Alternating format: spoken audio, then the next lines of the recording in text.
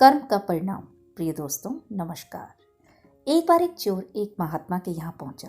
जैसे ही वह महात्मा के सामने आया, उसने उन्हें प्रणाम किया और कहा, गुरुजी, मैं एक चोर हूँ। मैं अपनी चोरी की आदत छोड़ना चाहता हूँ, पर यह आदत छूटती ही नहीं। कृपा कर मुझे अपना आशीर्वाद दे ताकि मैं यह काम छोड़ सकूं।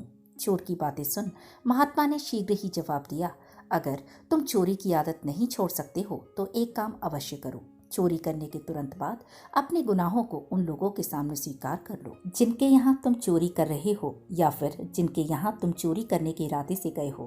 पहले तुम उन्हें यह बता दो। अगले दिन चोर एक घर में घुसा। जैसे ही वह वहाँ रखे आभूषणों को अपनी थैली में रखने लगा, उसे गुरुजी की कही बात याद आ गई। उसने मन में सोचा, अगर मैं चोरी करता हूँ और फिर घर के मालिक को बताता हूँ तो वे तुरंत ही मुझे पुलिस के हवाले कर देंगे। पुलिस मुझे पीटेगी और फिर जेल में डाल देगी।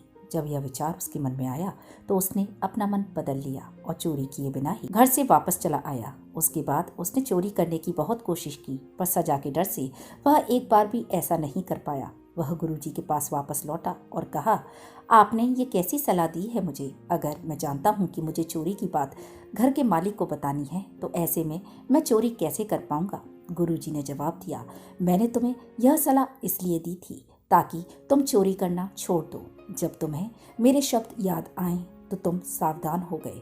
तुम जान गए कि तुम्हारे कर्म अगर ऐसे ही रहे तो इसकी क्या सजा हो सकती है। इसने तुम्हें अपराध करने से बचने में सहायता की।